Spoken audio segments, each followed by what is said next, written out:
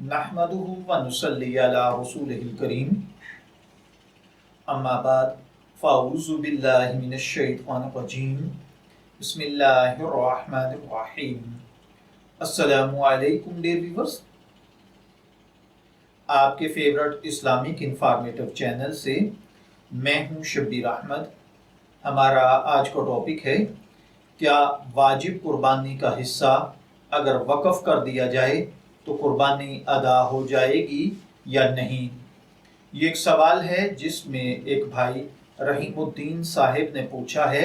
वो कहते हैं कि अगर कोई वाजिब कुर्बानी का हिस्सा गुरबा की मदद की गर्ज से दे दे तो इस सूरत में क्या हमारी कुर्बानी अदा हो जाएगी या नहीं, या फिर कुर्बानी अलग से करना पड़ेगी। तो देखिए भाइयों और बहनों, कुर्बानी अगर मन्नत और नज़र की ना हो तो फिर आप अपनी कुर्बानी में से जिसकी चाहें मदद कर सकते हैं, जितना गोश्त चाहें किसी को दे सकते हैं। बेशक आपने अपनी वाजिब कुर्बानी ज़िबा की और आप अपने पास एक बोटी भी ना रखें, सारे का सारा गोश्त गुरबा में तकसीम कर दें, कोई मसला नहीं है, आपकी कुर्बानी अदा हो जाएगी, इस पर कोई असर नहीं पड़ेगा।